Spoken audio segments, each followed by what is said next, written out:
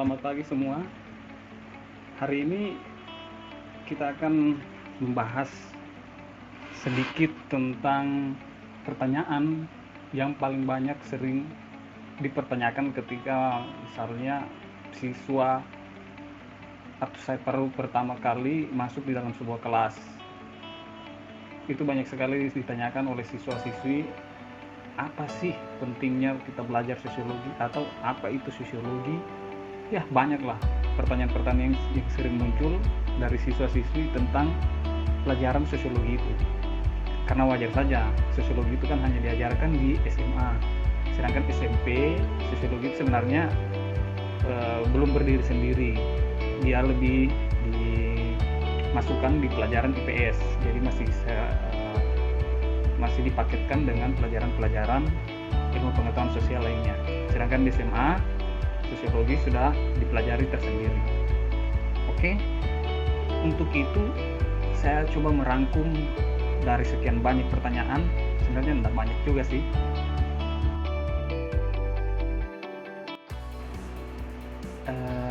Tiga yang paling teratas yang sering ditanyakan ketika misalnya saya masuk dalam sebuah kelas, baru pertama kali masuk dalam sebuah kelas, yaitu pertanyaannya, poin pertama selalu pasti ditanyakan, apa itu sosiologi? Mereka kadang-kala masih bertanya, sosiologi itu seperti apa, ilmu tentang apa. Nah, ini yang akan coba nanti kita bahas. Poin pertama, apa itu sosiologi? Poin kedua, mengapa harus belajar sosiologi? Dan yang ketiga, manfaat mempelajari sosiologi. Jadi 3 poin ini yang sering selalu ditanyakan oleh siswa-siswi. Saya akan coba jawab secara garis besar apa sih itu sosiologi dan mengapa kita harus belajar sosiologi, dan kemudian ya, terakhir pasti kita harus mengambil manfaat dari pelajaran tersebut. Sebenarnya setiap pelajaran pasti semua memiliki kelebihan dan spesialisasi masing-masing. Jadi terkhusus di sini yang saya akan bahas adalah sosiologi itu sendiri, karena itu yang berkaitan dengan jurusan atau ilmu yang saya dalami. Kita akan bahas satu persatu. Poin pertama, apakah itu sosiologi? Ini pasti selalu sering ditanyakan oleh setiap siswa ketika saya masuk kelas. Pak, apa itu sosiologi? Jadi sosiologi itu sebenarnya adalah ilmu yang mempelajari tentang perilaku sosial antara individu dengan individu, individu dengan kelompok, atau kelompok dengan kelompok. Nah, jadi sosiologi itu pada dasarnya mempelajari sebuah interaksi di dalam masyarakat. Ada yang menarik yang saya sebenarnya kurang setuju jika dikatakan bahwa anak-anak sekarang kan paling banyak mengatakan bahwa kalau misalnya bercanda, jangan baper lah, jangan bawa perasaan. Sebenarnya perkataan itu saya analisis, jangan baper itu seharusnya tidak ada kata itu. Menurut saya ya, tidak ada. Karena kenapa? Selama kita hidup, kita pasti membawa perasaan. Kecuali kita misalnya tidur atau sudah mati ya. Tapi selama kita hidup, selama kita menjalani kehidupan ini, pasti kita membawa perasaan. Dan perasaan itu tidak bisa diukur pakai dia lagi dalam keadaan perasaannya gampang tersakiti atau perasaannya gampang diukur, itu tidak bisa. Jadi kalau kita bercanda dengan seseorang, ada hal-hal yang mempunyai kapasitas tersendiri ketika dia sudah merasa tersinggung. Ada hal-hal yang mungkin dia anggap wajar. Maka dari itu ketika dikatakan bahwa jangan baper lah, itu menurut saya tidak masuk akal. Karena baper itu kan kebanyakannya bawa perasaan. Jadi pasti kita ini membawa perasaan. Jadi kalau dibilang jangan baper, ya jangan hidup, berarti tanda kutip jangan hidup. Karena kita kan kalau hidup berperasaan. Jadi seperti itulah. Itu itu menurut saya ya. Terserah teman-teman semua setuju atau tidak. Karena menurut saya baper itu sebenarnya tidak ada, karena perasaan itu kita semua membawa perasaan. Jadi perkataan jangan baper menurut saya harus dihapuskan. Tolak jangan baper ya. Oke, lanjut lagi membahas tentang sosiologi. Jadi sosiologi itu berasal dari kata sosius dan logos. Itu diperkenalkan pertama kali oleh ilmuwan Prancis, yaitu Auguste Comte. Jadi ya, ilmu sosiologi itu sebenarnya bapaknya ilmunya itu ya Auguste Comte ini. Auguste Comte ini yang pertama kali memperkenalkan ilmu sosiologi itu di lingkungan dunia. Hanya yang mencetuskan sosiologi supaya dipelajari dalam dunia akademik itu bukan Auguste Comte, tetapi Emile Durkheim. Jadi sebenarnya bapak sosiologi pendidikan atau sosiologi, ilmu sosiologi akademik adalah Emile Durkheim, karena dia yang mencetuskan bahwa itu harus dipelajari di lingkungan akademik, walaupun memang ilmunya itu berdasarnya dari Auguste Comte ini. Nah, tahun 1798 sampai 1857 dia seorang filsuf dari Prancis dan dia dikenal sebagai bapak sosiologi. Jadi secara etimologis kata sosiologi itu berasal dari kata socius, bahasa Latin dalam kurung, yang artinya teman, dan logos, yaitu bahasa Yunani. Seperti yang kita tahu bahwa logos itu semua yang berakhiran logos pasti itu ilmu. Misalnya sosiologi itu kan sosiolog, sebenarnya sosiologos. Biologi itu logos juga, apalagi ya. Antropologi itu logos juga, itu kata logi itu sebenarnya dari kata logos yang artinya ilmu. Jadi arti katanya itu sosius kan adalah teman, masyarakat atau kerabat, sosius, dan logos itu ilmu. Jadi kalau digabungkan sosius dan logos itu sebenarnya ilmu yang mempelajari tentang masyarakat, tentang teman, tentang interaksi di dalam sebuah pertemanan, di dalam sebuah persahabatan tidak mungkin terjalin tanpa adanya interaksi. Maka dari itu sosiologi itu tidak bisa terlepaskan dari interaksi, hubungan-hubungan antara masyarakat, individu dengan individu, individu dengan kelompok, ataupun kelompok dengan kelompok. Jadi pada intinya kalau dikatakan apa itu sosiologi, sosiologi itu ilmu yang mempelajari tentang cara bersosialisasi, ilmu yang mempelajari tentang cara berteman, cara menjalin hubungan, baik pacaran bisa, menjalin rumah tangga bisa, semualah yang berhubungan dengan interaksi. Secara garis besar seperti itulah. Sosiologi itu ilmu yang mempelajari tentang masyarakat. Oke, kalau belum puas nanti kita lanjut lagi di pertemuan selanjutnya. Kita lanjut ke poin kedua, yaitu ini juga yang paling sering dipertanyakan. Mengapa harus belajar sosiologi? Ini jika siswa atau siswi bertanya kepada saya misalnya, kenapa sih Pak kita belajar sosiologi? Kan kita sebenarnya sudah, tanpa kita belajar sebenarnya kita sudah mengamalkan pelajaran itu, kita sudah lakukan, kita sudah praktikkan sehari-hari. Jadi untuk apa kita pelajari? Dalam pikir saya benar juga ya, karena memang betul apa yang dikatakan bahwa kita pelajari sosiologi kita sudah kerjakan dari awal kita masih lahir sebenarnya, sudah bersosial dengan masyarakat. Jadi sosiologi sudah tertanam di dalam diri kita. Apa ya jawabannya supaya siswa-siswi puas kenapa kita harus belajar sosiologi? Nah, saya menemukan jawabannya. Saya kasih misalnya suatu analogi di sebuah buku. Ceritanya itu seperti ini kurang lebih. Di sebuah kota di Yunani kuno ada seorang pemuda yang kerjanya hanya minum minuman keras tiap hari, tiap minggu, dan bahkan berbulan-bulan kerjanya di sebuah desa itu hanya minum minuman keras. Ada sebuah kafe di situ atau bar atau apalah bahasanya yang menyediakan minuman keras, satu toko di desa itu. Nah, si pemuda yang tadi ini kerjanya tiap hari di situ terus, minum minuman keras, mabuk-mabukan. Nah, pertanyaannya, kalau kita melihat pemuda ini atau membayangkan pemuda ini yang kerjanya tiap hari, tiap minggu itu ke bar atau tempat minuman keras, apa yang ada dalam pikiran kita? Bagaimana kondisi pemuda ini? Atau apa yang kita bisa deskripsikan dari si pemuda ini? Coba kita pasti yang muncul dalam pikiran kita satu, pemuda ini tidak punya kerjaan, kan pasti. Kedua, pemuda ini kurang pendidikan lah bisa. Atau ketiga, pemuda ini memang sudah dalam tanda kutip dia tidak terdidik lah ya, karena kerjanya hanya minuman keras, mabuk-mabukan. Pasti dalam pikiran kita ya hal-hal negatif lah yang masuk ke pemuda ini. Nah, kalau sosiologi melihat itu berbeda. Walaupun memang sebenarnya yang dia lakukan memang dalam tanda kutip salah kan, memang salah, oke salah. Tetapi kita ambil dari sudut pandang sosiologi bahwa ternyata di akhir cerita itu dikatakan bahwa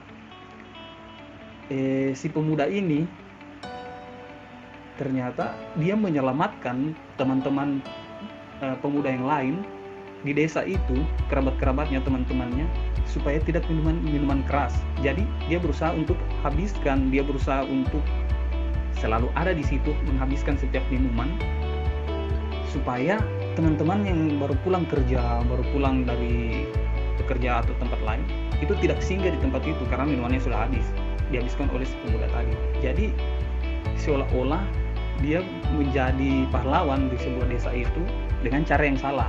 Oke, antara titik dengan cara yang salah.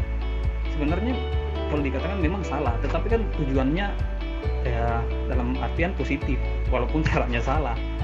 Nah, itu yang dilihat sosiologi. Jadi sosiologi itu tidak menghakimi seseorang. Berbeda misalnya dengan ilmu hukum. Ilmu hukum ya, mencuri pasti salah. Agama juga seperti itu. Mencuri pasti salah, membunuh pasti salah. Sosiologi melihat dan mengetahui itu salah, tetapi dia tidak menghakimi, dia tidak memberikan suatu judge kepada perilaku seseorang. Dia hanya menganalisis. Nah, jadi itu. Jadi intinya sosiologi itu bisa dicatat mencari sebuah makna di balik suatu fakta. Jadi kalau ada kejadian pencurian misalnya, pencurian itu pasti salah, di mana-mana pun pasti pencurian itu tidak dibenarkan. Tapi kalau sosiologi melihat seperti ini, kalau ada misalnya pencurian, kenapa sih dia mencuri, atau apa sih yang mendorong dia mencuri? Misalnya ketika ditanya dia mencuri ternyata baru pertama kali itu, alasannya karena mungkin dia tidak dikasih uang jajan tadinya, atau ada misalnya kesempatan. Nah, hal-hal seperti itu yang dianalisis oleh sosiologi dan tidak menghakimi bahwa perbuatannya itu salah atau benar. Jadi seperti itu.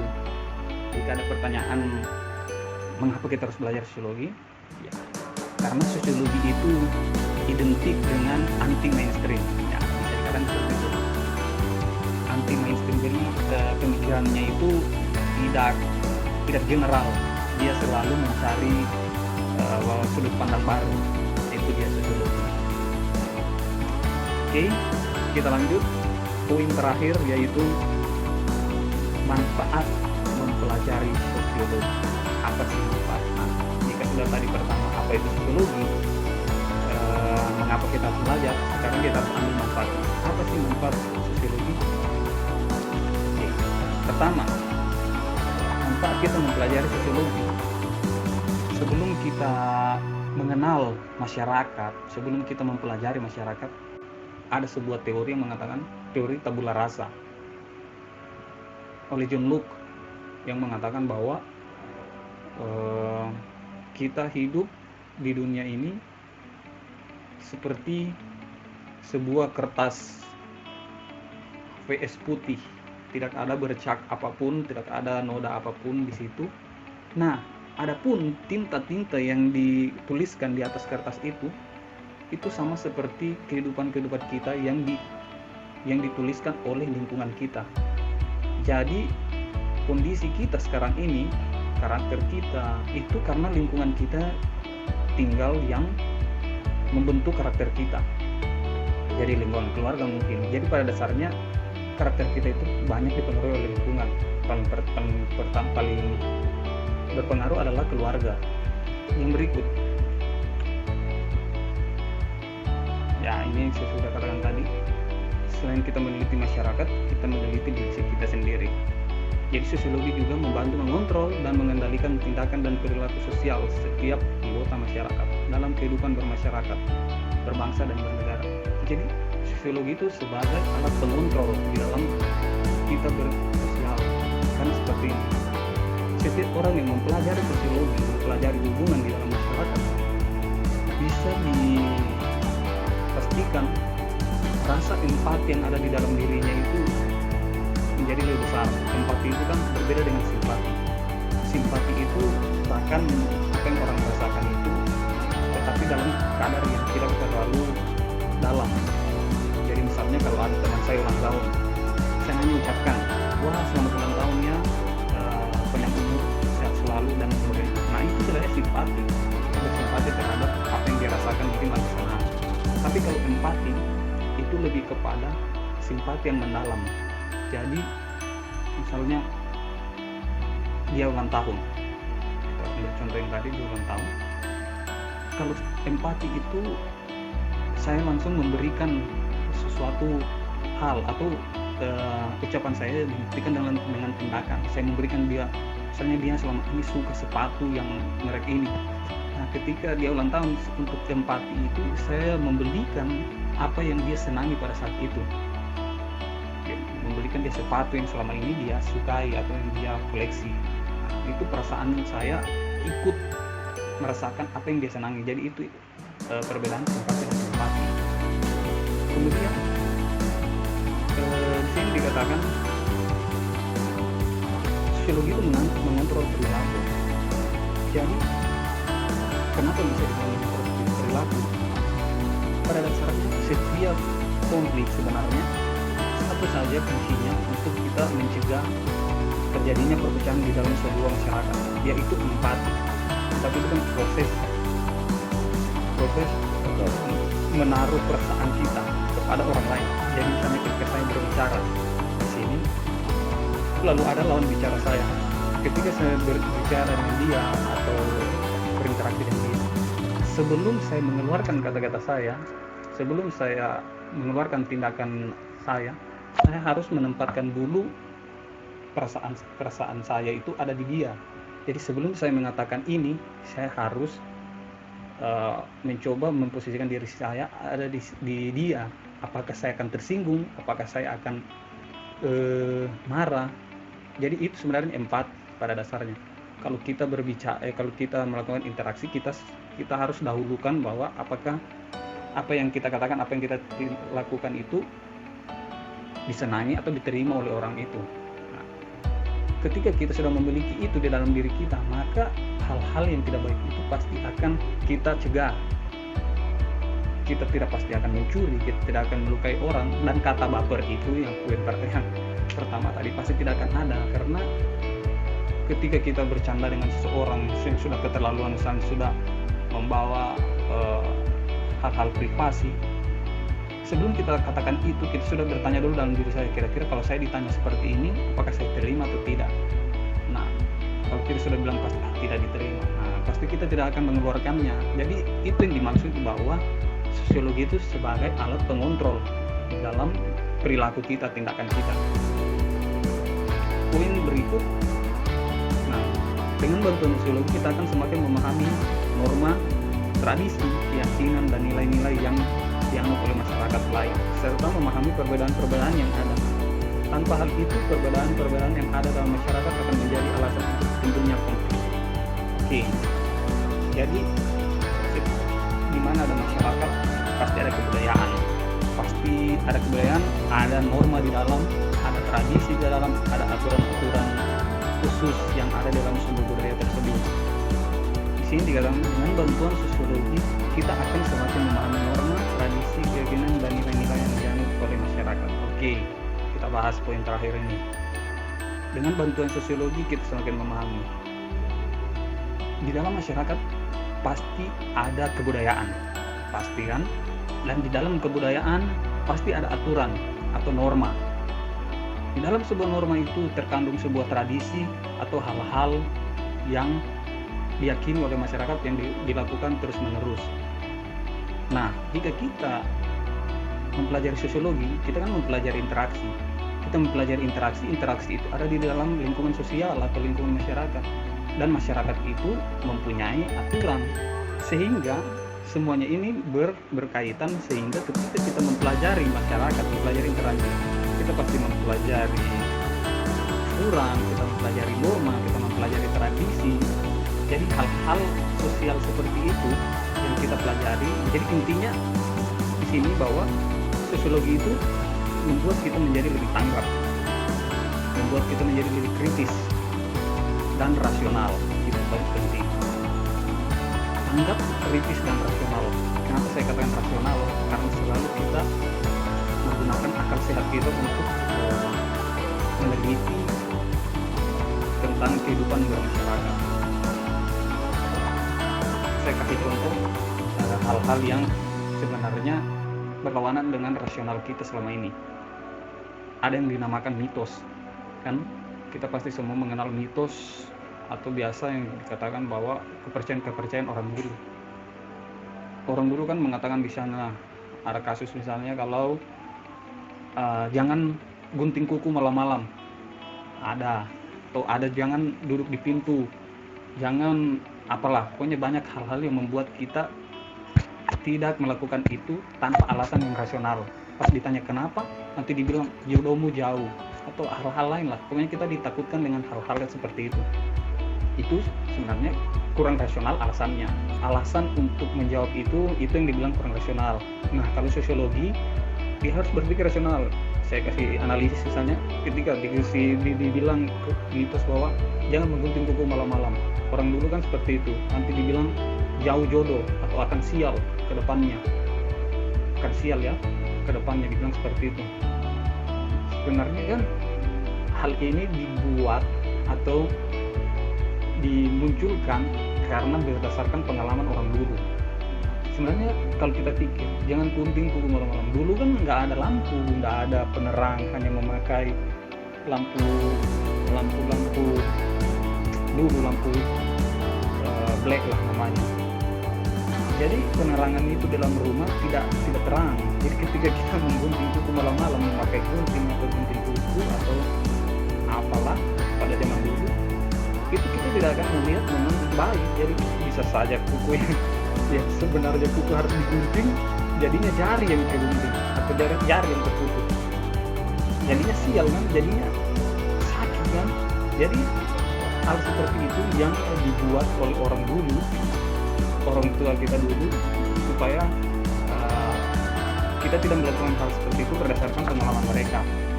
Atau poin yang terakhir lah, itu jangan menyapu. Nah itu juga, jangan menyapu malam-malam. Sebenarnya sama juga dengan menggunting kuku.